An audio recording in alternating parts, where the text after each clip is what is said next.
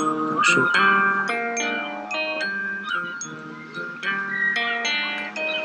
What's going on, everybody? What's going on, everybody? What's going, everybody? We got Hello, the hello. Pacific Coast Sports Talk Radio with special guest David. Hey, what's up, guys? I'm so happy to be a part of this show. I listened to your debut, everything you've released up to this point. It's been easy listening, good listening. I'm happy to be Thank you for here. accepting the invitation. We really appreciate you being on. We really appreciate that, David. My pleasure. So, getting into it here, we're going to start talking about hockey right off the puck. We are Right off the drop of the puck. Right off the drop of the puck, right off the stick. So who in the West thus far, we're talking mostly West Coast here, as you know, has surprised you? I think kind of at like a first glance of the standings, the answer there has to be the Minnesota Wild. I mean, everyone, the thought about the Honda West Division, the NHL's Honda West Division all along was that you definitely have the Avalanche, the Golden Knights, and the Blues top three, basically locks for those spots. But since 4 teams in each division make the playoffs, you're going to have some scrub team that probably wouldn't make the playoffs in any other division make the playoffs. What's been surprising, though, is that we've got the Minnesota Wild actually on a points per game basis. They're performing very well, and they're creating some pretty good separation already between themselves and the other underlings that I mentioned. And part of that is due to the fact that they signed a guy named Cam Talbot this year as their backup goalie. They kind of in a brilliant move. They had a real crap goalie last year. They traded him to the Sharks for something, which he wasn't worth anything. They got something for Devin Dubnyk. And then they turn around and they sign a better goalie for free. Don't have to give up any assets to get that. A guy that the Sharks could have gone after, but they didn't. So they're getting great goaltending. They're getting what's. Forgive me if I feel like I'm remembering that I'm being brought on as this hockey expert, so I'm kind of expected to be talking a decent amount. One incredible thing that the Minnesota Wild have managed to pull off so far is they've had a real youth movement, and this is for a team that's been kind of notorious for having its cap situation really locked up. They've been described as like the definition of cap hell in the NHL for the last 2 years, based on the deals they have with Zach Parise and Ryan Suter, who are good, but they're past their prime and they're still going to be getting paid millions and millions for years and years. But the fact that the Wild can point to 3 players, Jordan Greenway, Joel Eriksson-Ek, and Kirill Kaprizov, 3 players all under the age of 25, and they're their top 3 in points per game scoring. No other team in the league can even say that as far as the quality of their youth talent. And I think that that's, especially with, the fact that the cap's probably going to be flat. The salary cap is not going to be going up. GMs are going to have to make really difficult decisions in the coming years about, who they're going to pay. You got these guys on entry-level deals in Minnesota that are going to be producing for a few years. Wow. Go ahead, Dean. You take it. So for the Wild, have they switched around management at all, or is it just strictly like the Astros? Just they hit on a bunch of draft picks. It's much more. Yeah, they hit on a bunch of draft picks. With goaltending this year is going to be even more important than it is in a traditional 82 game season. There's fewer games, but they're going to be a lot closer together. So you're going to be looking to your backup a lot more often than you otherwise would. And Minnesota has two great goalies. There's only 2 teams in the West Division where both of their goalies have a save percentage over 90. And like, if you want to be like in the conversation of a decent goaltender, you want to have a save percentage over 90. Only 2 out of the 8 teams in this division have it, and Minnesota is one of them. One thing I can say from a non-hockey, expert standpoint is I've seen a few Minnesota Wild fans come out of the woodworks here, just in the Bay Area, and then also when I was over in Tahoe skiing for the weekend. I mean, that's kind of a sign of a franchise that I really haven't heard about, ever. You kind of forget the Wild exists sometimes from someone that doesn't really focus too much on the sport. I know they're a Oh, team, yeah. but you know what I mean. I haven't really heard a lot about them, so it's They're really kind of the Titans of the NHL. that's a great Like they'll make the playoffs, but they'll get bounced. They both have sick names too. Sick names, pretty cool logos, but Yeah. they won't get into the finals. So Dave, so you just kind of touched on that. So the fact that the games are so closely grouped. So what else is the impact of the little baseball series that the NHL has adopted as kind of from the NBA? I really, really like it. I think that it's in so many ways so good for the game to be taking on this format where you have teams playing each other in back-to-back games in the same city. Usually the closest you get to that, previously you'd have like a home and home. That's how you get your back-to-back games done. But now you've got teams playing each other 2-4 times in a row because they are only playing teams in their own division this whole year. You only see 7 different opponents, and this kind of builds on the rivalry. It builds on the animosity between these two teams. And the best thing about it is because you're only playing teams in your division, these games are so much more meaningful. It's a shorter season, and you're not only when you win, you're putting yourself up higher to getting that playoff spot. You're really just stomping on the face of your opponent and making it more difficult for them to get one, and that is, on a kind of related note, that's why it's kind of annoying to see games this year go to overtime, because hockey, for whatever reason, I've never really liked this, the fact that they reward losers. They'll give you a point for making it to overtime and then losing in overtime, a point in the standings for that.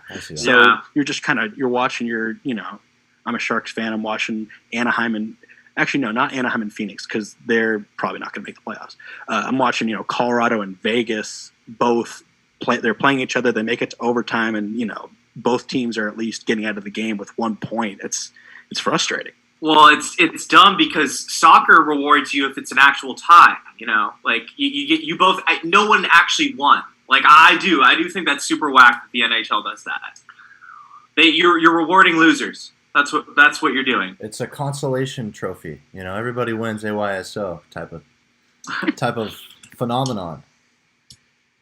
It's not too far from that, and that's brutal. It's just so unfortunate. Participation, nice. So Dave, has the NHL or people around it talked about possibly keeping the format or partially, maybe not completely, but in the future? I think a lot of owners are going to be against it because you want to have a variety in the teams that are coming to play you at home. You're going to sell a lot more tickets when the Montreal Canadiens, when the Toronto Maple Leafs come down to San Jose than you will when a team like the Florida Panthers comes down to San Jose. So you want to the owners want to have the ability to market those matchups, and I think that'll likely be a reason why this won't be the norm going forward. Unfortunately. So then you gotta enjoy sense. it while it lasts, I guess. Enjoy it while it lasts. Because Everyone but the owners. I've heard the players love it. I've heard the fans love it. It's just got to get the money, man. I mean, it's like, in baseball, you'd love to have the Giants play the Dodgers more, but then for the sake of balance of schedule, you also have to have them play, less desirable. I mean, the Padres are exciting now, but they used to be really not exciting. So let's pretend we're talking about the 2014, most of the 2010s Padres. They have to play that team just as many times. The Diamondbacks, it's just not as fun. Yeah. I agree with that. Great comparisons. So, with that being talked about, I'd like to preview a couple of tonight's Big West matchups. The Kings and the Golden Knights. Absolutely. We've got a couple teams returning to action. It's been 10 days since the Sharks and Golden Knights have played because of COVID. It's because the Golden Knights got COVID, and they were supposed to play the Sharks, but those games got canceled, so the Sharks were just kind of up Schitt's Creek for that one. I swore. I think I was the first one to swear. Let's not get sidetracked, though. No, it's all good. Was it, just quickly, was it the Knights? I thought it was the coaching staff, not the players, right? Something? I forgot the details of that. Okay. But for COVID reasons, the Knights were not able to hit the ice, and I think what you're saying about it being the coaching staff is correct. Knights Twitter, I saw it was just the coaching staff that had to quarantine. I think it was a large majority. That's kind of crazy. Yeah. Oh no, it I was. think It was a like lot of 9 them. of them or something like that. No, yeah, but it was like the entire coaching staff. It was pretty wild. I haven't heard of that. So, but let's get to the matchups, Brady. Go ahead. All right, so yeah, like I said, Knights and the who was it? The Kings and Knights. Vegas versus LA. Big markets here. Knights and the LA Kings. Well, so there's what I said about what's been going well for the Wild lately, which is that they've had a lot of youth scoring. The Kings are kind of in a similar cap situation as the Wild, where they've had these big contracts for guys like Anze Kopitar, guys like Drew Doughty. You know, you're kind of married to them now that they've made you a dynasty. And they've been kind of falling off for the past few years, and that's why the Kings have been in the basement. But early on, Kopitar, Doughty, Brown, and Carter, those guys are leading the way for the Kings so far. And while that sort of theme hasn't been consistent in their goaltending, Jonathan Quick, who will probably, when it's all said and done, being a Hall of Famer, he has not been playing well in goal, but the backup, Calvin Peterson, has. So you've got kind of a changing of the guard in net is what it's looking like for the Kings, while the skater front, the veterans are holding on, and you know they could contend for that fourth playoff spot in the division. I wouldn't be shocked if they were able to pull that off. Meanwhile, the Knights, you know, they had a great start, but it's been 10 days since they've played a game. How does that affect your momentum? You know, you haven't been able to be coached. Your coaches have COVID, so it's not like when some players get pulled out and the meeting has been upgraded. Glorious. It's not when some players get pulled out and at least you have the ability to interface with the coaches. That was taken away from this team. So it'll be interesting to see what happens in that regard. Definitely.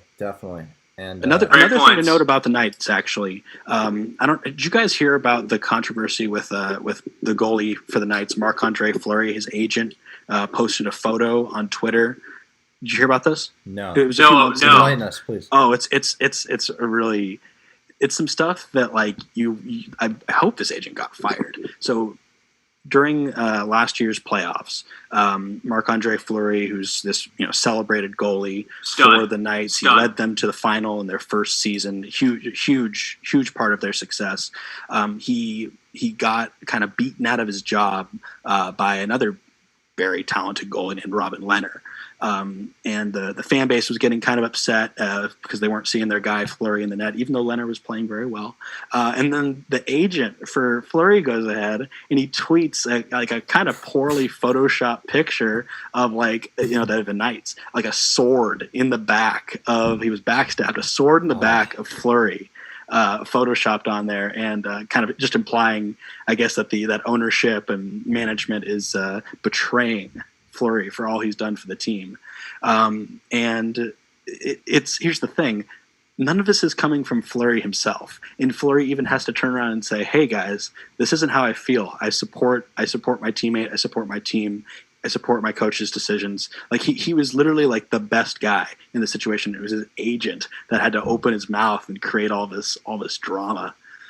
It was terrible. So he had to go in front of the media. He denied it in front of the media. Yeah, it was all. They keep asking him, Fleury, are you okay with losing your job? Like they're reminding him. Basically, what his agent did is it brought even more attention to the fact that Fleury lost the starting job, and now they're asking him this question that stems from the fact that he lost his starting job, and they're making him say do you really support your team? Do you really not feel betrayed? So that's wild. Do you think that was the agent, or do you think maybe behind closed doors, maybe there's some conversations going on that maybe he's not feeling, maybe he's feeling a little sour about the whole thing? Here's the thing. I think that Fleury knows in his heart that he can, and this is the point that I'm actually getting to here, because what I'm introducing the fact that Fleury's had an unbelievable start to the season, where he's completely in a very small sample size, but he's played a lot better than the guy Lehner that took his job. He has the best save percentage in the entire division. He stopped 95% of shots.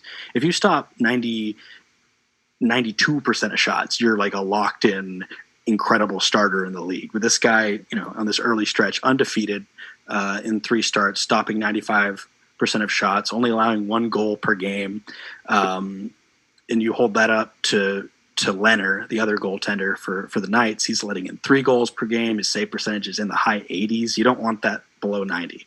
If you're a goalie in the NHL and you want to keep your job, you got to have that save percentage above 90. Yeah, I like Fleury. I like the Flower is his nickname. And it'd be cool to see. It'd be cool to see him, keep getting starts, which wouldn't be a surprise given how many games there's going to be in such a short amount of time this year with back-to-backs. It's pretty common to play each goalie on a back-to-back. Play your 1A goalie on the first game, 1B goalie the next game. So, yeah, I mean, it's fun. I mean, as a fan, it's fun to see like a kind of a controversy, especially when it involves someone who they're saying is like aged out of their prime. That's why it's been so fun to watch what Tom Brady's been doing in Tampa Bay. It's nice when even for like just a moment, someone's able to keep holding on and show you that they deserve to be there. Definitely. Yeah. So, final thoughts on this matchup, Kings Knights. The Knights are heavily favored here. Who are you taking? Yeah. God, who would I take? Well, let's take a look. So the Knights and Kings, they're it's not going to be a back-to-back. They're playing on the 5th, and they're going to play again on the 7th. So I wonder. I didn't look at who they're starting in net. I mean, you got to take the Knights. Like they're a cup favorite. Like if you can't really pick against them. I wouldn't be surprised if there's room for a little bit of chaos. Maybe the Kings are able to pull off a split of the series. Maybe even get an overtime loss in the first game and then win the next game. Actually, come out with more points. But the Knights are the team. Can't pick against the Knights there. Yeah, can't pick against the Knights. But maybe their time off has been bad for them. Who knows? Yeah. No coaching. So Dave, we see Brady and I see it a lot in basketball, the back-to-backs.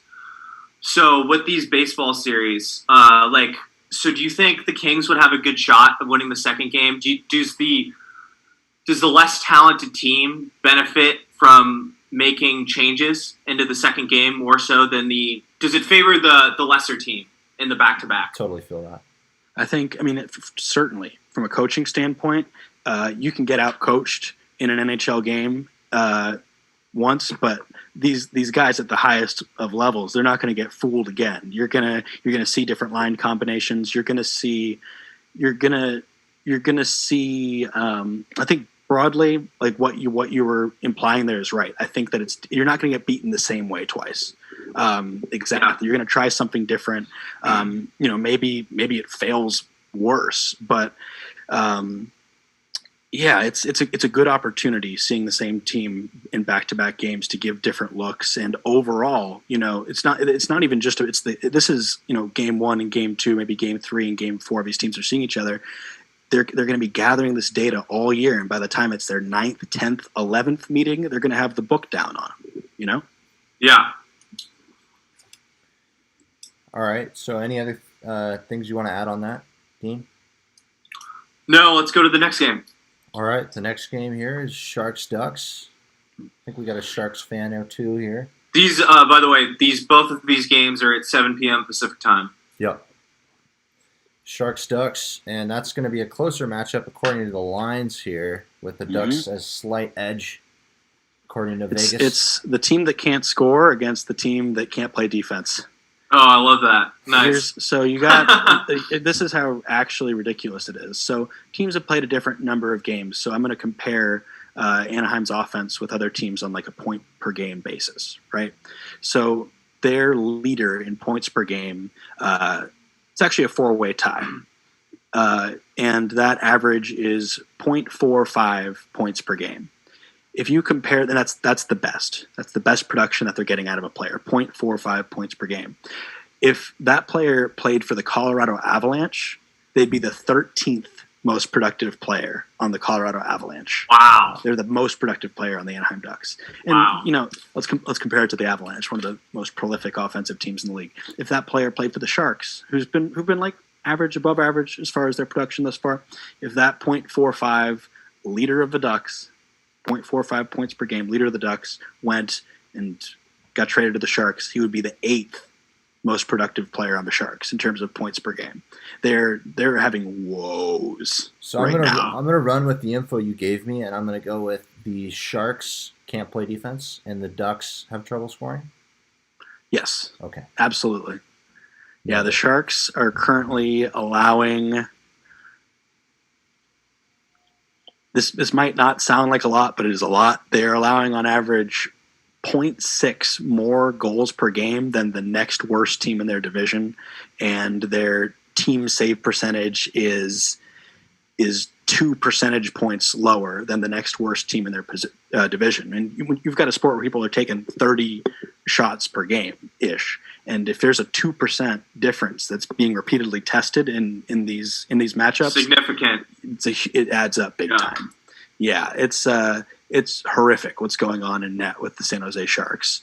I think that the Ducks have a very good opportunity in this game to win. Would you say that offense or defense usually? So would you say the best offense team goes against the best defensive team in hockey? Who do you think would win that kind of matchup? Oh, in a 7-game series, Yeah, the defensive team will win. Okay, but in a 1-game, 2-game series like we're seeing right now with the baseball series in hockey, it's almost any man's game at that point. Is that what you're getting at? The true measure of a championship caliber NHL team is if they have the ability to if they're starting the third period with a 1-goal lead, can you hold on and finish that game? Can you play that puck possession game where you're just minimizing the number of chances your opponent's getting? It's textbook defense, and it requires great coaching, and not all teams have that. And the other team's throwing the kitchen sink at you. Yeah, right? Exactly. So, Dave, who are you taking in this game? I'm taking the Ducks. 100% taking the Ducks. Easy. Better goalie. I'm picking defense. And that's coming from a guy with the San Jose Sharks hat on, so you guys should listen. I'm realistic. I take care of myself. I don't set my expectations too high when there's no justification for doing so. We appreciate the honesty. And I think Dean lives by that kind of quote as well, especially with the Warriors. Yes, sir. Heard him say similar things. So anything else you have to say about this matchup, David? I think that it's a lot easier to break out of a scoring slump than to learn how to play defense. So I feel like that's reason true why in the every Ducks sport. are in a good spot. Yeah. I feel like that's Defense, like every sport. Defense is important, man. Yeah. It'll be an interesting matchup for sure.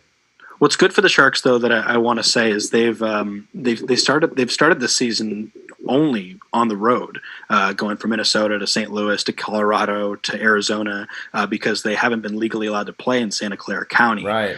Fortunately for them, that's being lifted. But that was like, you got to kind of forgive their quality of play a little bit just for that. And, looking forward, there's going to be a lot more home games for them. And they're a team that historically plays, teams tend to play well at home. The Sharks tend to play very well at home. So, they've kind of got like a little layover break here where they'll be playing the Ducks in LA, and then they're going to stick around, play the Kings, have a series against them. And maybe that, and then the upcoming, tons of games at home to come. As much as my left brain rationally knows the Sharks are pretty out of it, maybe that's what they need, the break and the homestand. Maybe it'll do something nice for them. We'll see. Need to keep some hope, for sure. Keep hope alive, man. Dave, so I wanted to ask you, out west, who's the dark horse of the bunch? The Blues. The Blues? The Blue. I mean, because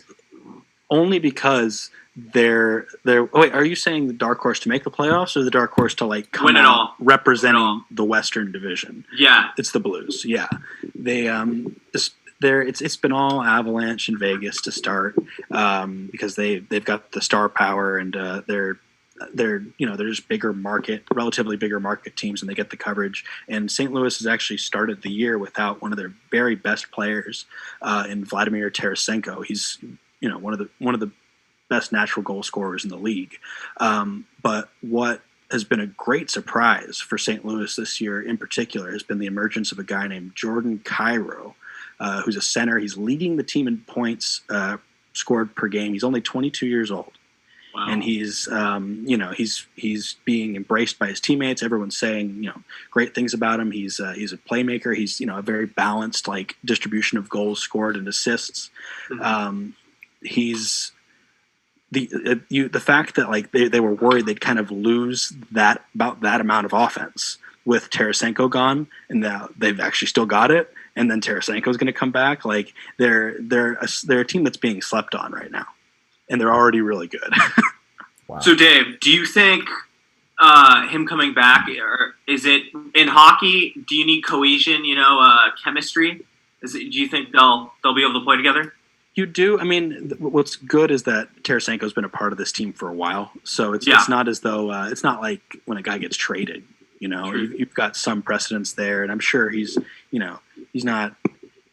Actually, I am curious about how much access, given like COVID protocols, the long term, not long term injured reserve, but just the injured players get.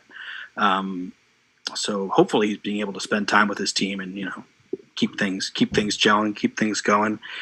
It's a shoulder injury he has, so like any of the stick work or anything like that, he's not able to do. But maybe he's able to go out and go skate, which is important. The most important thing, the most important tool you can have as an NHL player is the ability to skate, change direction, agility, mobility.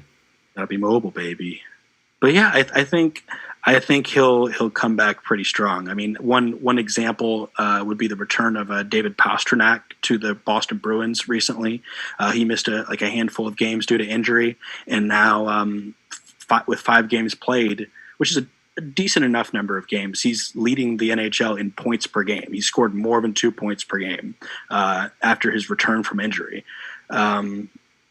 So we'll just have to see. We'll have to see how Vladimir. Hopefully, it's just for Tarasenko in particular. He's been having these issues with his shoulder for years, and this is kind of like a nuclear option, like a very kind of invasive surgery that's been done that he's been out for a little bit. So hopefully, just for the sake of his career and for the sake of me being a fan that likes to see people score a lot of goals, hopefully he's doing better. Hopefully it works out. All right. Any comments on that, Dean? No, that's great in-depth answer. Thank you. Awesome, Dave.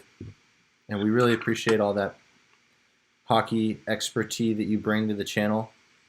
And we just want to keep that going, man. Absolutely, yeah. I hope you have me back. As we shift now into football, do I turn my hat around? Do I take all this shit down? Yeah. Do you want to do a quick break and I'll let you clean things up? No, I'm ready. I'm ready to go. Let's do it. Send it. All right, Dean. Woo! All right, so Super Bowl, is it 55, right? Super Bowl 55? Yeah, it's however old my mom turns this year. Okay. She's turned 55. 55. Yeah. Right.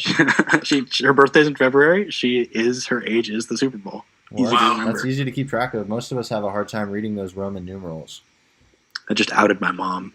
It's okay. She has a different last name than me. There's a lot of personal information. For those 3 viewers out there, you never know where that could lead. So Let's go. The Super Bowl, we got the GOAT versus, most would say, the modern Baby goat. The baby goat. Baby goat versus You see the Twitter? The kid. You see the Twitter hashtag thing? No, I did not.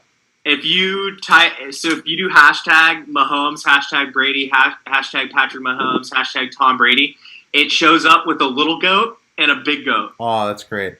I know. Twitter's really stepping in there. I was so satisfied this morning see doing that on Twitter. Wow. It's pretty cute. It's pretty cute. So this matchup can really be summed up in a lot of different ways, but why don't we start with our picks and reasons why we feel like that's going to lead to the result that you believe. And we can start with you, Dave. I'm gonna go against my sort of defense trumps all philosophy that I was just pushing while we were talking about hockey, because I think that, and it's been said a lot, so I feel like, here's another person saying it. Wow. I think that what the Kansas City offense is able to do with the pieces they have and the coaching they have, it it's unstoppable. Like maybe you can keep it at bay. It's kind of weird. Like there have been a number of times this season where it took until like the third quarter for them to wake up. But when they wake up, you're screwed. Like they will score at will on you, and they'll wake up and give themselves enough time to do it, whether you believe they have that time or not. I look at the line that's being given for Kansas City. They're only a 3-point favorite, maybe not 3.5. You said it's Tom, man. It's Tom. Tom Brady doesn't play defense. I don't know how many. I'm just saying what Vegas won't. Vegas gives the Tom points there. I know. I'm shocked too. It's only 3. It's also a home Super Bowl, man. A home Super Bowl. How many people are going to be in attendance? No, it's not really. There's not really too much. The only home field advantage they really get is sleeping in their own beds, as opposed. If you guys didn't know anything, Brady is a Tom Brady fan, so we're going to get into that. So I expect to be 25,000 people in attendance. Wow. How many? Sorry, 25,000. And that's going to be mostly Florida. That's going to be mostly like people in the tech. That's going to be rich people. They're not going to be too loud. You remember when Florida opened everything up like a couple months ago, and like everyone down in Miami got COVID. Good times. All the college kids, those videos. Oh, classic. All gas no brakes videos. Florida man. Florida man. Florida's all right, crazy Dean. Place. All right, Dean, take it away. Who do you think? Who are you taking here? So, I am betting on the Buccaneers, but I think the Chiefs are going to win this game. You like the value there or what? I like the value. And Tom, I mean, they showed, I saw something on ESPN. So they showed Tom in his career has more of a chance of winning a Super Bowl than Steph Curry has of making a 3. And I thought that was insane. That's making a Super Bowl, not winning. Oh, making. Sorry. In his 21 seasons, he's made. That's crazy. He's made 10, and that's what. That's almost a 50%, right? 10 out of 21. Yeah, he's 6 out of 9, right? He's won 6 out of 9. He's 6 and 3. Yeah, he's going for 7. Yeah. Yep. So the only thing about the Chiefs is they have had 2 significant offensive line injuries that Brady and I were talking about. So their guard and their center, Brady? Their center actually, miraculously, with the millions of dollars that I'm sure the Chiefs can put into mental health, or not mental health, just health. Do you feel the slights, people? The center will be returning, and it's a funny story that he actually got a haircut, and his hairstylist had COVID. There's 20 other members on the Kansas City Chiefs that were going to be getting their haircut that day, including Patrick Mahomes. Undercover. Including Patrick Mahomes. They canceled it right away. They figured it out, and that pretty much saved the Chiefs. Well, I'm sure had Patrick Mahomes if he were to miss this game, I'm sure the NFL would find a way to delay it, because there's no way they're going to let the Chiefs play without. You just got to send in the Cleveland Browns to play in the Super Bowl instead. Like that. The fumble into the end zone. They got to look at that. But we're digressing. Okay, so Brady. By the way, not to that was the third string center. That wasn't the starting center. That happened to. But okay.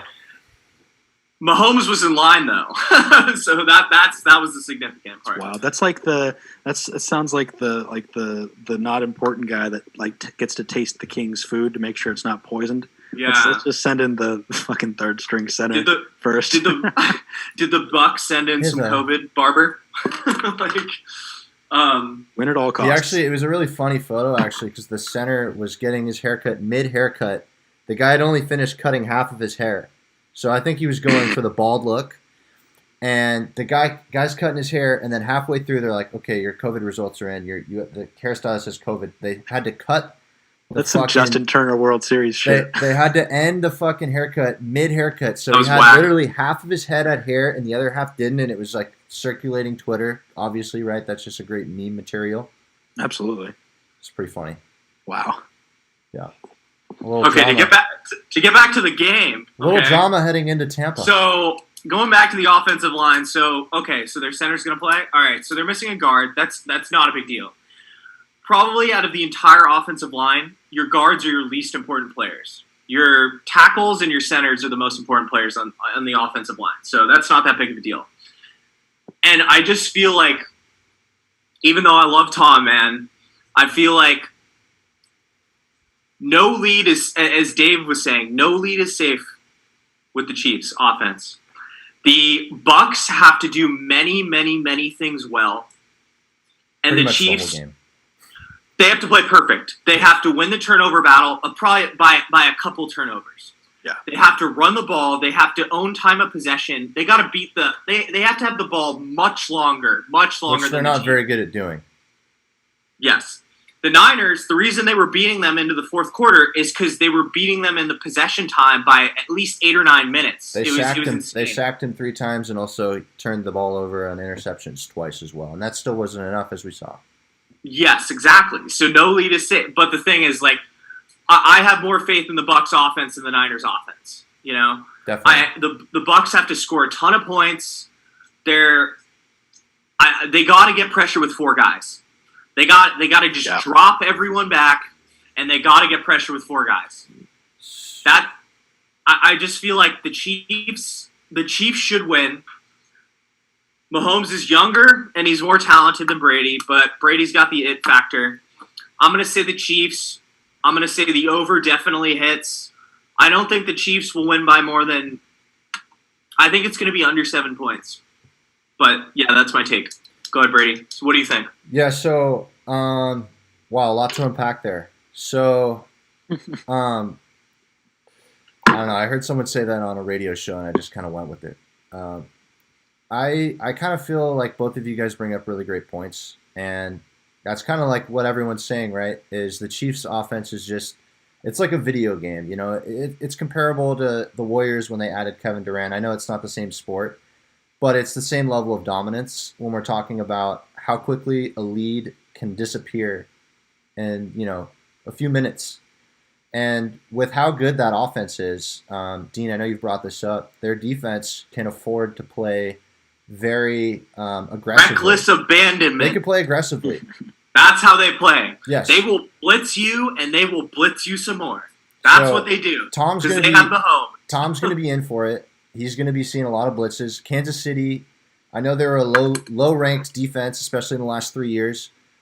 That doesn't really mean too much because they still get turnovers, and ultimately they're going to probably find a way to get to the quarterback with Tom not being mobile, especially at his age, right? Brady, you brought up a day or two ago. Were they the number 1 in the league in blitzes? What was that stat that you were telling me? I remember I think they were either number 1 or top 5. They're a high level of blitzing per play. And they do a lot of zero blitzing, right? They send 2 guys. They send 2 extra guys. Yeah. You're going to see a lot of cover 2, a lot of zero blitz. And then getting on the other side of the ball, not to talk too long here, Tampa's going to really have to double up the 2 stars on Kansas City, right? You can't let Tyreek go over the top. They're going to have to. He destroyed them last time. You got to keep him at bay, right? Definitely. Yeah. So you got to have 2 guys on Tyreek, and then the other stud on their team, number 87, he can get away with a lot and run, 150 yards ransom. So number 87, you know his name, Travis Kelce. So you can get away with doubling up 2 guys. At that point, if you double up any more, it's going to be a problem. I think they probably throw Carlton Davis, the star cornerback on the Tampa Bay Buccaneers. They'll probably throw him at Kelce and maybe do 2 lesser skilled cornerbacks on Tyreek Hill, and that could present some problems. I still think Patrick Mahomes is just so good at pretty much everything at the game. He could throw it from anywhere. He could throw it backpedaling, and he can escape and run for 15 yards if he needs to. So it's pretty much like if they can force mistakes and play perfectly, then Tampa Bay can win. Agreed. I'm excited for this game. Yeah, regardless. If I wasn't a 49ers fan, if I was just if I could take away any fan allegiance, this is I'd be more excited for this game than I would have been for the 49ers Chiefs Super Bowl. And it's probably It's just so sick to see that to think that Tom Brady could win again. That's so nuts. I buy it. I buy it. It's just it's the old cowboy, going on one last showdown and the young guy. It's just if Tom wins this, it's just Mahomes will never ever catch him. Undisputed. Ever. And if Mahomes will never catch him, no other quarterback will ever catch him. But then on the other side of that argument is if Mahomes wins this, the last quarterback to win 2 Super Bowls in a row is his opponent, Tom Brady, 2003 and 4, or 1 and 2. I don't know, some early set of 2000s. I think you nailed it with the 3 and 4. 3 and 4. It was the second and third Super Bowl. So it was against the Panthers and the Eagles. So he's going to be in that company, and then no quarterback's ever won 3. I know the 49ers tried to in the 80s. They failed. And, I mean, the Bills have made it to 4 in a row. Bills got to 4 in a row. They've never won. So, I mean, he's lost all of them. If Mahomes can win 3 in a row, then he's in his own fucking realm. I just swore. Welcome to the club. Language. Thank you. Trying to keep that. Brady. Yo. By the way, so against the Packers, they were missing. So the Bucs-Packers game. The Bucs are getting back 2 of their starting secondary, right? Yeah, so they missed. Weren't they missing 2 corners? They lost one safety and the other safety. I forget the name, but one of them's playing at an extremely high level as a rookie. Mm-hmm. I think his father was an NFL player at that as well. But they're getting him back. They're getting both safeties back, and then on the defensive line, they're going to be getting Vita Vea back. He was back last week, but he'll be there again. And then down the middle, you have Ndamukong Suh, and on the outside, JPP and Shaq Barrett, who've put up really good numbers. And if they can get to the quarterback, as we saw with the Niners, they got 3 sacks last year in the Super Bowl. That wasn't enough. But they're definitely going to have to sack him at least 3 times to be in the game, right? A 3 and out's as good as a sack. But they need to score off of it. You can't just give them the ball back. That's what the Bucs are good at, though, is they're good at takeaways. Yeah. That's the way their offense plays. They're almost like a worse form of the Chiefs in that they kind of rely on their offense to score off of their takeaways. What I'm worried about, because of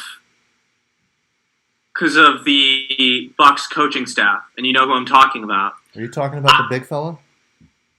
The Big Red. Big Red. Mr. Tomato? Mr. Tomato. Bruce Arians? I feel like he's a very prideful fellow. He thinks he knows more than Tom Brady, as we've seen throughout the season. I think he wants to try and get in a track meet with the Chiefs, and that's how they're going to lose the game. But if they don't focus on the run, and I don't trust Leonard Fournette at all, by the way. Leonard Fournette is a terrible running back. So that's kind of a shot right there. He's not a good running. He might be the best running back in that game, though. In that Super Bowl game. Yeah, because what's his face took the year off. Damian Williams. Yeah, Williams. He took the year off. The last couple of years, what's he averaging? 3 a carry or something? Like he doesn't fumble the ball, but I'm just not impressed. He had a pretty big time run against the Packers, but you're right. He only ran for about 40 vertical. yards. He's good vertical. I don't see any lateral quickness.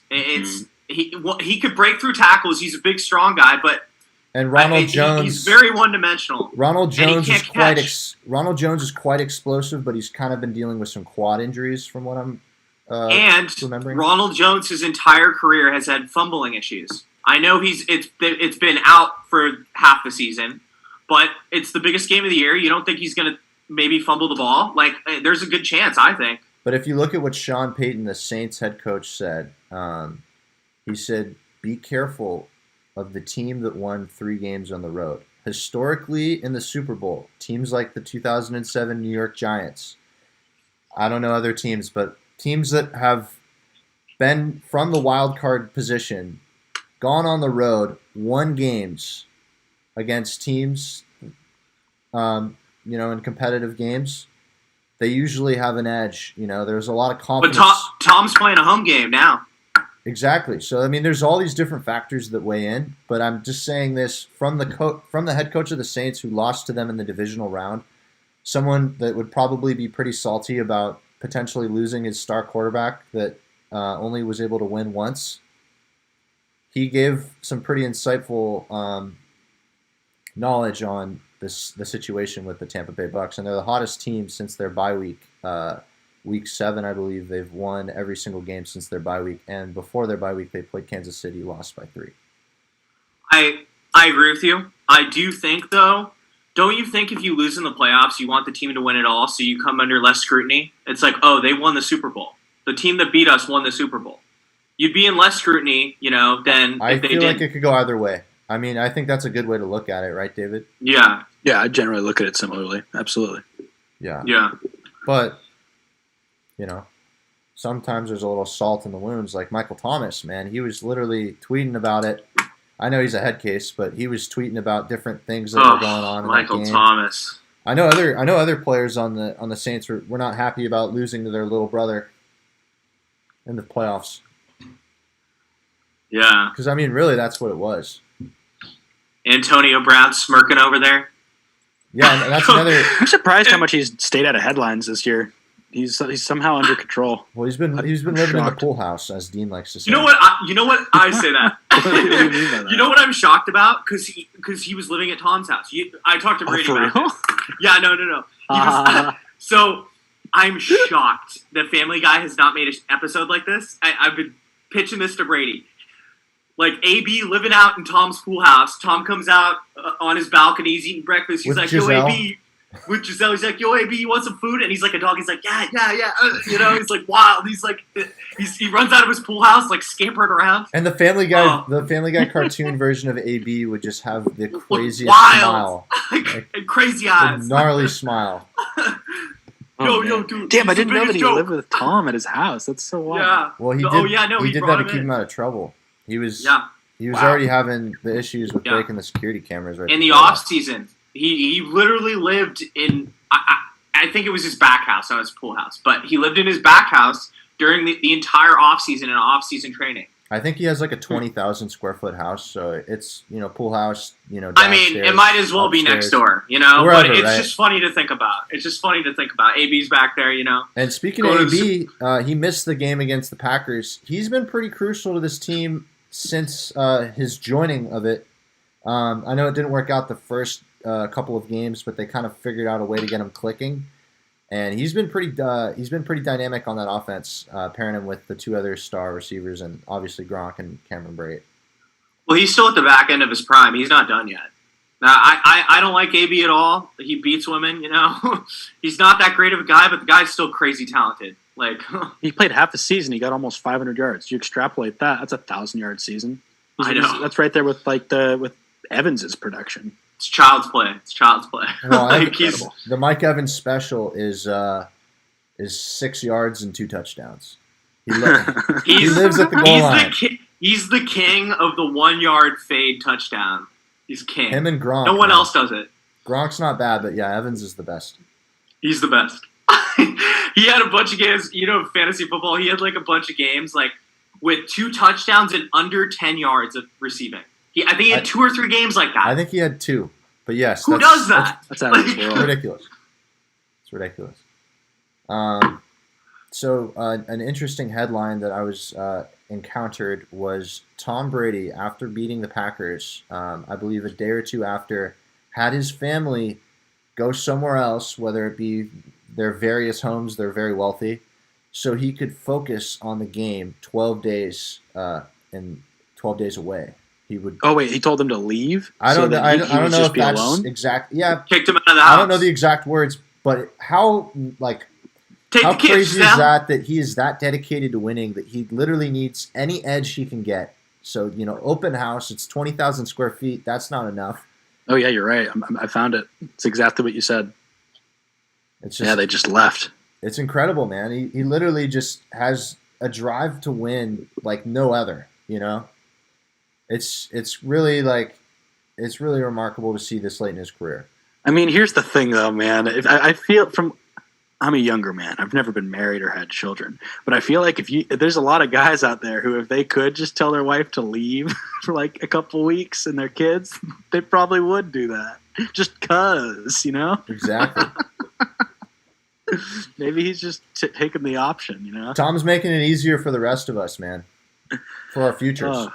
That's the real quarterback option. You have the chance to pay to buy your wife and kids out of the house for 2 weeks. I think Giselle is quite richer than he is. Right? Giselle's worth more money than him. I think like 400 million to 200 or something like that. Yeah, she's a worldwide supermodel, man. Yeah. That guy has literally the perfect life. If you could write it up.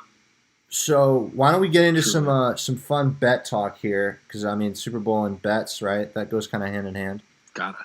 Yes, sir. Why don't we talk about a player that we each think has a good chance of getting a touchdown and who you would take on a prop? We could start with Dave. Let Dave go first, yeah. This might surprise you guys, but I think there's a decent chance for Travis Kelce to score a touchdown in this Only game. one? No.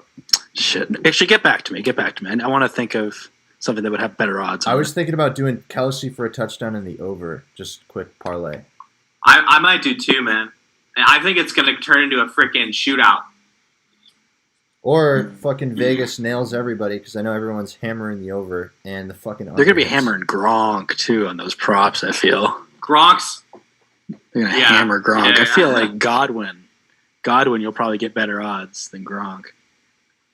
Yeah, Brady, you were talking about that. Godwin hasn't gotten a touchdown in a while, right? It's been Godwin. right? Godwin's been pretty solid through the playoffs. He's putting up really good numbers.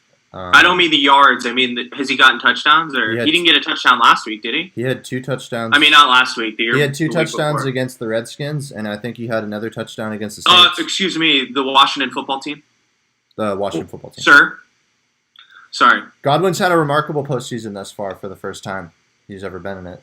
And then Evans, right, he was injured. He's a stud. Evans got injured with his knee week 16. I think he played against the football team, but obviously when you hyperextend something, you're not going to be the same player. And it's been a few weeks since that injury, so he's probably back.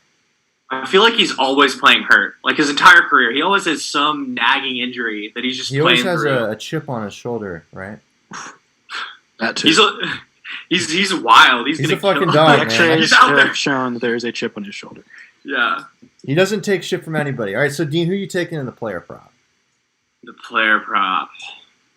It could be anything. Doesn't even have to be touchdowns. It could be yards, man, but it's got to be a feasible option to make some guap. I think that Tyreek Hill goes over the century mark in yards, and I don't think that's a big deal. I would say I don't think you could do this, but at least on my betting system, but I would take him second half to go over 100 yards just in the second half. I think they're going to bottle him up in the first half, and then somebody's going to screw up, and he's going to get a 60-yard gain, and then the races are on. That's what I think is going to happen. Because the last time they played, he totally torched them, 170 yards or something. And I just think that they're going to do everything they can to bottom him up. That's why I think that Kelsey's a good bet, first half. But I think second half, I think in that one half, he's going to get over 100 yards or close to it. Definitely. I think generally it'll probably be a good bet to go for like a prop bet for 4 net carries to take the under on that, because I think that the Chiefs, a lot of times out of 10, they're gonna get ahead early, so the Bucks aren't gonna be running the ball, and if they stay ahead, they're not gonna be running the ball. Yeah, BA really I feel loves like BA loves to abandon the run game. So I mean that's what I'm worried about. Well, it's not even a worry. We saw it last week against the Packers. They didn't run the ball well, and it's just going to be a shootout. There's not going to be a run game this week. Don't expect Leonard Fournette to get more than 15 carries. I would definitely take that bet. They have to win time of possession by a significant amount. But I hope they run the ball.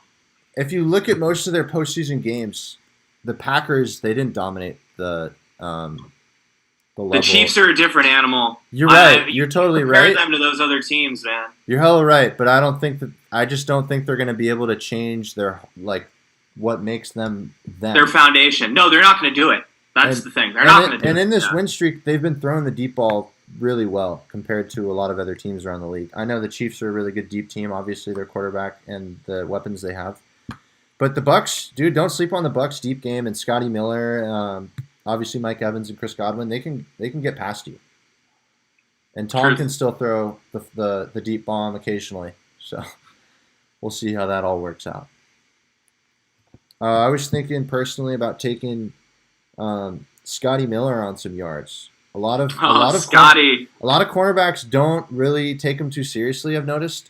And he gets behind him. You know, you don't expect this 5'9", 5'10" foot, white guy, fucking PC. God, you don't expect this guy to just zoom right by you. He just doesn't look fast. I like the dog in him. He called out Tyreek. He's like, I could beat you in a sprint. And we all know that's false because Tyreek's the fastest motherfucker on the He called out the cheetah. He's like, I don't even know who you are. That's what he said, Scotty. Scotty, take it easy, buddy. Take it easy. Dude, I love ignorant shit talking. I know. I don't even know who you are, bro. Scotty was on one after that Super Bowl or NFC Championship for sure. But yeah, a busted play before the first half ended. He was high on his horse after that one. Well, that play was insane. It was 4th down. A lot of people would say kick a field goal there. And BA stuck with his fucking guns. And I hated the defensive play call. They let it rip. I hated it. Well, Tom obviously I think saw that's that totally matchup. on the defensive coordinator. Well, it's also on the fact that Tom saw that matchup and was like, okay, Scotty can definitely get past this guy. I'm gonna take advantage of it. Because of the play call. It was a stupid. Oh my god! But you can put it on the defense and say it's on the play call, or you can also look at it and say, okay, they saw a matchup they liked on offense and they went with it, and both of them can be significant. Those are both fair arguments. I just think they should have given him help back there. I don't think they should have just put that corner on an island. That was just. But that's the thing is they probably didn't think Scotty was going to freaking get past him there. I know, but you should have safety help either way. That's all I'm saying. I'm giving your boy Brady credit. It was a great play. I disagree with the play call in that situation. They should have safety help there. That was really dumb. Definitely. And a great throw. Oh, it was a dime. It was a dime. 45-yard bomb. So, yeah, most of us are probably going to go Chiefs here. We're going to be realists. Can the Bucks win? Well, certainly, but let's do each of us do the score. Okay. Dave, you go first. Dave, you have to go first. I got to do math. The Chiefs will score 38 points. Take your time. The Buccaneers will score 2 touchdowns and 3 field goals. So that's 14, shit. 9, fucking, you know what I'm saying? 23. 38-23. That's 38-23. Wow. You don't think the Bucks have a shot? No. I smell an over. No. It's going to be a relatively boring game. The last score would be a Buccaneers score too, so it's going to be very boring. Dean, you go? No, you can go. Dude, I'm just going to go as a fan here, and I'm going to say it's 31. So that's 4 touchdowns and a field goal, and then I'll go 31-24. 31-24. Buccaneers. Oh my God, this guy. He can't do it. It's Brady. It's his namesake. I'm just, you know what? Actually, you know what? 31-24. Vice versa. No. Chiefs. No, she said it. No, it's done. Neither of your picks are legit. No, the second one. That's my real pick. The first one's my heart. The second one's my mind. I think 2 chances to be right. I think it's going to be 42-38. Wow. Shootout. Bucks. I mean, not Bucks. Chiefs. Sorry. 42-38 Chiefs. Oh, he did it too. Everyone's doing it. Everyone's thinking. I was so thinking about that. I was shocked that he picked the Bucks that it messed with my head there. I'm not choosing the Bucks. I bet on the Bucks. They're not going to win. The value there is nice, though. It is. And at the end of the day, we are value bettors. We take advantage of situations where we see money is possibly possible for grabs. Up for grabs is better. Up for grabs. Yeah, my words aren't working out well today. Happens, man. Happens. Damn, this is gonna be a great weekend. Oh, it's gonna be fantastic. I'm looking forward to it. Stoked.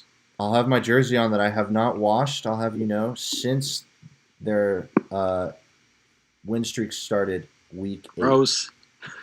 Or he's also got Buck socks that he has not washed. I've got Buck socks that I have not washed. I have a Buck jersey that I have not washed. They are like Isn't that wild, David? They're 9 or 10 and 0. Man, bragging about how you haven't washed your fucking They're clothes. 9 or 10 and 0. It's so on point. You do that somewhere else. Someone will look at you like, do you want to die? Do you want to get Tom's got like 20 infected?" touchdowns in that streak, Problem. man. You got to do it for And, the team. this is a Tom Brady fan. This isn't even a guy from Tampa Bay. This is a Tom Brady fan. You know, We Gotta do it we for Tommy. transcend the ideologies that most of you plebs believe in, I said it And- earlier in the hockey segment. I root for players, not teams. For the and I most root part. for the player Makes here. sense. Obviously, I got my Niner Denver Broncos Super Bowl beanie on because the team is the allegiance, but Tom Brady transcends all. Wow. You gotta We should fucking. end with that. That was perfect. There's a goat at the Cut. top of the mountain, my guy. Drop. So, anything else we want to talk about NFL with Dave here? All right, Dave. Okay, you're a Niner fan. What? Absolutely. Over, under 11 wins next year. Easy. Under? Under. Wow. Is that assuming we have Okay. Jimmy G as quarterback? Yes. Yeah, assuming Jimmy G. We can't assume otherwise. And most likely they're going to draft a quarterback. They're just going to keep him. There's no way. They're not going to get Deshaun Watson. Yeah. We already talked about that. I'm not necessarily of the camp that's like he's like Jimmy G sucks, like he isn't good. Like if he's actually healthy for a whole season, maybe he gets you 11 wins. But he's not healthy. He's not healthy a whole season. That's not what he does. That's the argument. I was listening to Schefter talk on somebody else's podcast, and around the league, they think that the Niners are hiding up something that Jimmy G's like hurt worse. He hasn't fully recovered since that ACL, and you could you could see, man, in his mechanics, he throws off the back of his foot, off his back foot. I don't think it's just a confidence thing. I think there's something hurting him or his mechanic. He hasn't looked the same since he got hurt, since that ACL. No, I'm not talking about the sprains. It's just that around the league. That's what Schefter said. He said around the league, that's why people are afraid to trade for him. I'm gonna go. I could see it. If I was another team, I might, be sketchy. I'm gonna go with I believe that. Yeah, I mean, yeah. the ridiculous advances in medical science have kind of masked the fact in our minds that injury is horrific. Like you really, it's tough to come back from that for sure. Like you got guys like Adrian Peterson like making headlines, being able to come back from that, and that's all you see. You see the guys who make the headlines for coming back because Alex Smith. when what you expect happening happens. Alex Smith. When you expect to happen happens. When they don't come back, well, it's just kind of expected. You don't see that in the headline. Yeah. Bias, man. Truth. We love a good story, Poor don't we? Jimmy. I love a good story. Yeah. And this Super Bowl 55 is going to be a hell of a story. Gotta love stories. Gotta love the narrative. It's like it was written up in a book. It's shocking. I think it's rigged. You do? No. All right. It sounds like we're going to have a break here. And I just want to tell you, Dave, thanks for giving us your time. That really means a lot. Thanks for having me stop by. This was a lot of fun. Fantastic, Dave. Enjoyed myself. Dave, we'll have Will to you have come? you on You'll soon. come on again, man. Oh, absolutely. Come on if you'll have me. We're hoping Yes, to have sir. We're hoping to have Dave on with another fellow hockey fan, Sharks fan as well, Ethan. Oof. That would be kind of a good discussion. Oh, the Here we debate. go. Let the The debate debate, yeah, ensue. maybe we'll disagree. Maybe he'll I'd have love more it. hope. I'm stoked. He will. I'm stoked. He will debate with you. Perfect. I'm stoked to be the. What would we be? The people that ask the questions and just let them tear at each other. The Brady. moderators. Yeah, the moderators. Oh shit. Hell yeah, love it. It'd be Chris Wallace. All right, fam. I'm gonna be ending this here. Thank you, David. Going on a break. Thanks, David. Dang. Wow. Bye. Whew. I don't even know when it ends. It could still be going. I think we are still live here. Good. Transitioning. Wonder if I have enough time to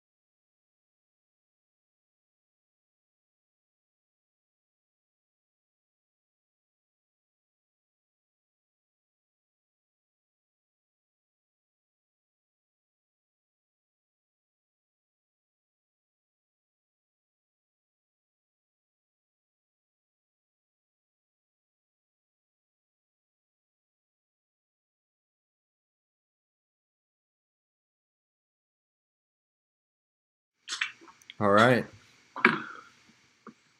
All right. For those of you who are coming back, thank you guys for sticking with us. And we're going to get into some MLB and then a little bit of NBA. So some breaking news in the MLB. Dean, you want to take it? Yeah, man. So Trevor Bauer is going to the Dodgers. So 3 years, $102 million. Man, it seems like, the Dodgers and the Padres are playing poker. The Padres slammed down their hand of Snell, and the Dodgers are like, we got Bauer now. So all in negates the Snell news. All in. All in. And I looked it up. So the Dodgers payroll, now they're at $234 million, $839,000. That tops the league by $45 million. The Yankees are in second with $189. They're paying, man. Yeah. They don't care, paying, man. They just want to fucking win. Yeah, I know. Especially for all those missed years, from 2011 on. Every single year since 2011, the Dodgers should or could have won a World Series. And if you think about that, that's 9 rings that you're missing. You're going to want to pay and get more. If they don't win this year, it's just like, really? I mean, every year it is. It's the same mindset. This is over the top, you're right. Listen to this rotation, okay? Kershaw, Bauer, Buehler, Price, and Urias is 5th. Urias could be second man on someone's... On a ton of teams. Yeah. Ton of teams. Kershaw so that's 3 Cy Youngs. Kershaw's not what he was, but he's still amazing. And then obviously Buehler's gas, and Bauer's probably the best man. Price is getting a little old too. But, Bauer's probably the best guy in the rotation for sure. I mean, the way he can throw and it's going to be unreal to see them face off against the Padres. Buehler's still ascending too. He hasn't even reached his ceiling. He's like 25, yeah. He might be 24. He's young. He looks younger than he is. I think he's our age. Yeah. So it's just, man, the Yankees. The Dodgers. It's just like. But they're the Yankees of the West. We were just talking. No, it's way better than that. He's 26, so he's young. That's young for an MLB player. Oh yeah, no, that was man. It'll be fun watching them against the Padres. Yeah, the Padres. That's like must-watch TV. Oh yeah, I think though in the playoffs, it's the way the Padres could get him is they do have the better bullpen, So with Musgrove, they picked up Musgrove too, or traded for him. Yeah, and also the Dodgers might not be the same team offensively going back because they're most likely not going to be able to pay Justin Turner, and then they already lost Kiki Hernandez, who was, a pretty solid bat for them at second base. Yeah, but they're losing solid players. They're not losing any stars though. No one. Justin Turner is arguably a star. He was 305 last year. He hasn't been under 300 in I don't know the last 7 years. I wouldn't call him a star. I'd call him. He's right below them. He's like insanely consistent. But Justin Turner's an animal. He's a big loss. That's true. He might be one of the best bats on that lineup. I mean, obviously Mookie Betts is the star, but when you think about the Dodgers, you think about Mookie Betts, you think about Muncy, who's a little inconsistent, whereas Justin Turner can rake at 305, 330. True.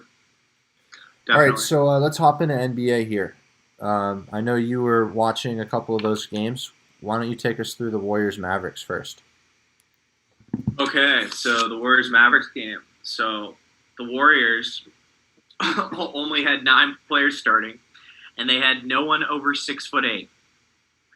And it did not go how anyone, I don't think anyone else expected. The Warriors blew them off the floor, and it was just like, it was, I think Kerr said it best. It was very run TMC vibes, Tim, Mitch, and Chris Mullin. It was just, they're just running up and down the floor. It's just, It made no sense. Carlisle and the Mavs game plan, it made no sense. It's like you have Porzingis out there. Get him in the post. You can literally just beat the crud out of them in the post. He just likes to shoot threes. And they're the worst 3-point shooting team in the league. But they were on fire last night, granted. They were making, at one point, they were 8 of 16 from 3 or something in the first half. It was just up and down and up and down. It was insane. It was, at half, it was 76, 74 Mavs. It was just crazy. And then finally the Mavs cooled off in the third quarter, and the Warriors held them to 20 points, and then that was it. Then it was over. And then even the Warriors backup players got in there. Like Damian Lee had like 17 points in the second half. Like it was wild. It was wild. Man, Luka's still great. He was killing it out there. Kristaps was hitting. It just made no sense. Kristaps, I think he hit 30-something% of his threes. He shot like 5 or 6 of them, but it's like, why? It made no sense. Shaq and Ernie and Charles were talking about it, and it made no sense why they just didn't slow down the game and hammer the post. They played into the Warriors' game plan. It made no sense. I really like Kelly Oubre. It was nice to see him shine.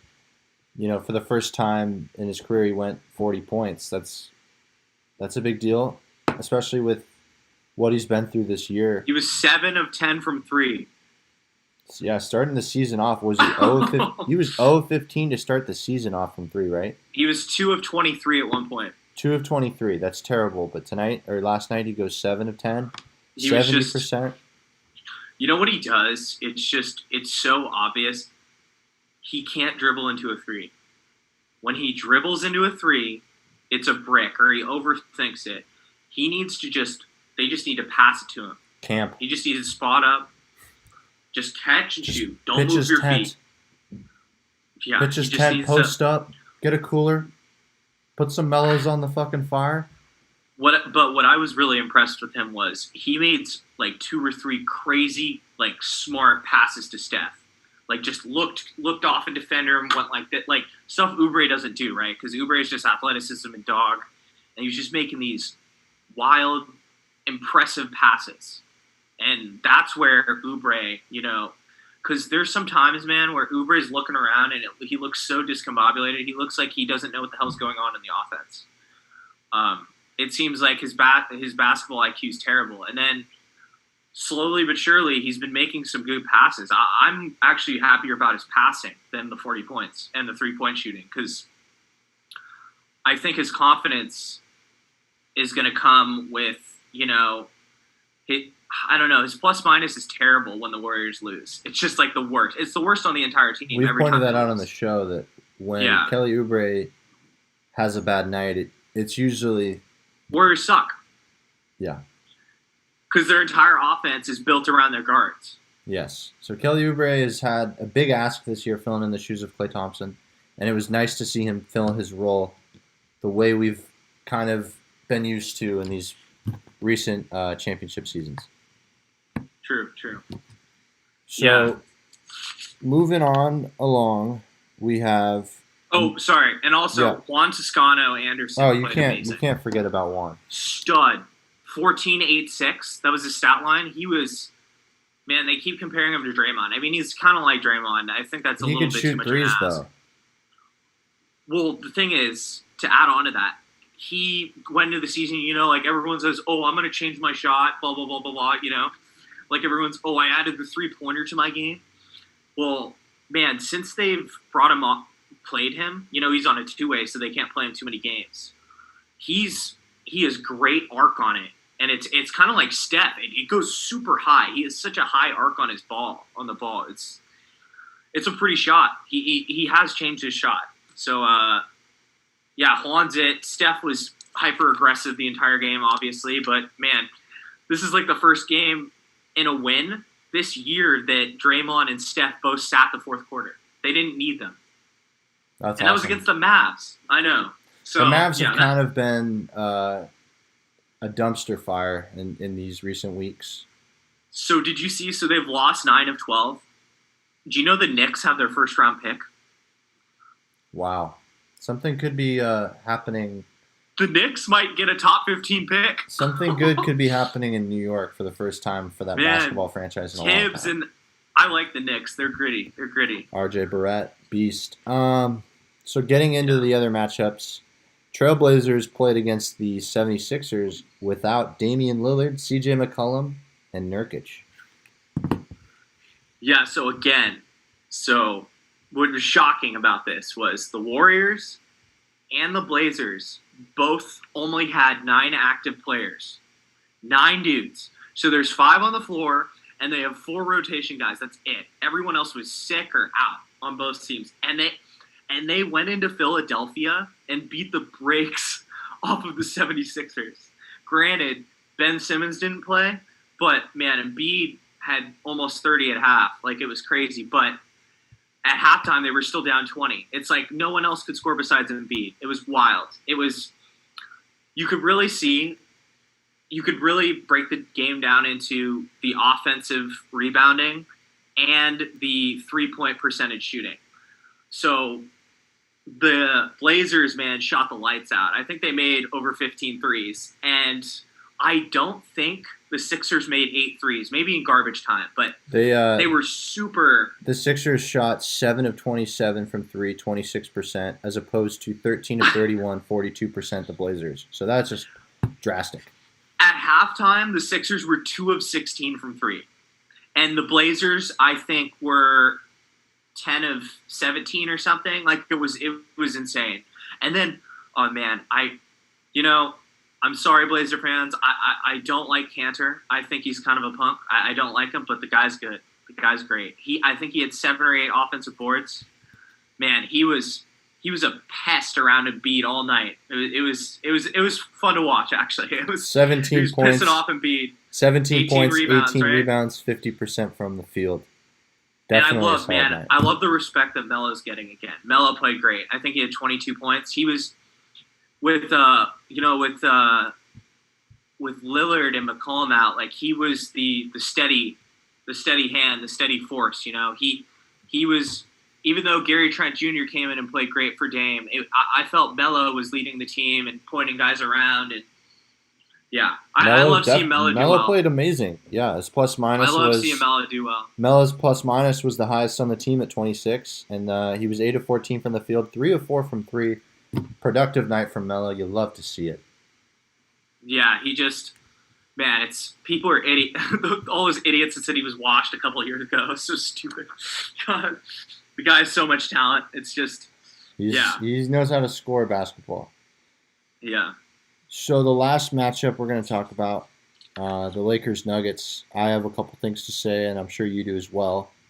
So the Nuggets started the game off pretty hot, and I believe they had at one point, yes, they were up by 11 points at half, 12 points maybe.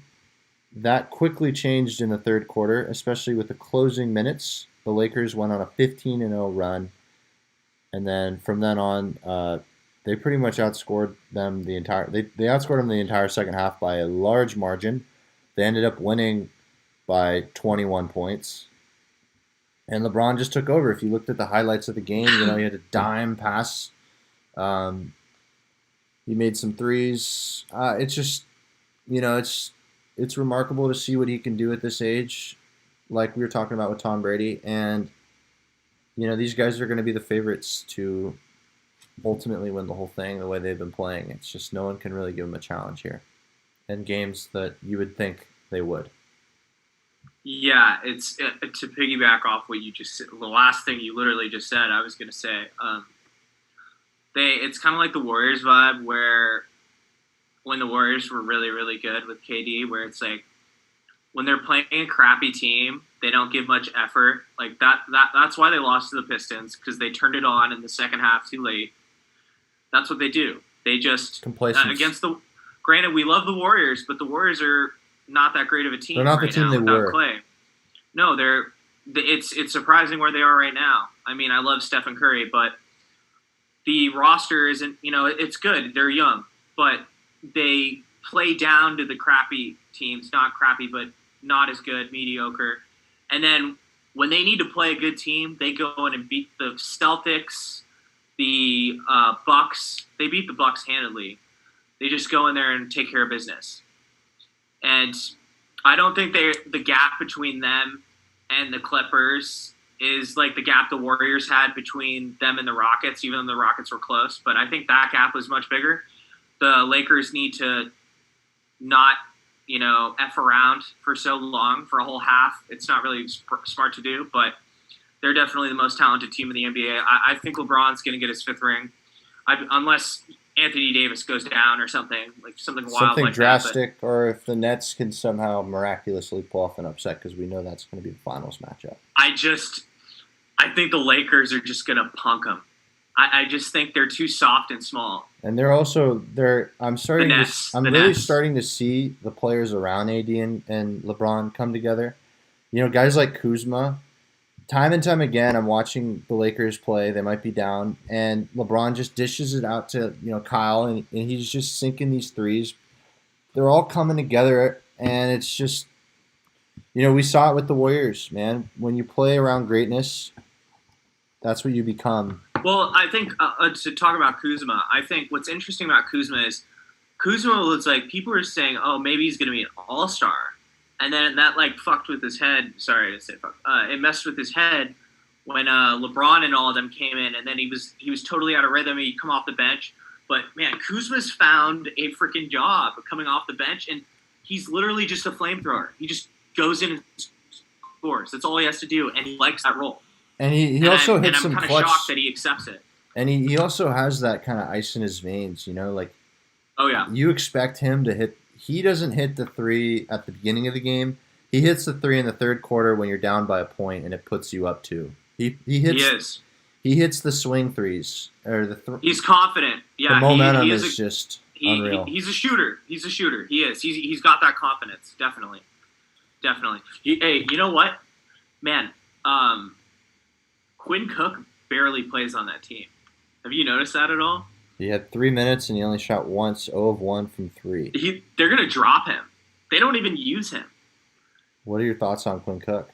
I just, I love Quinn Cook. I think he got overpaid by the Lakers.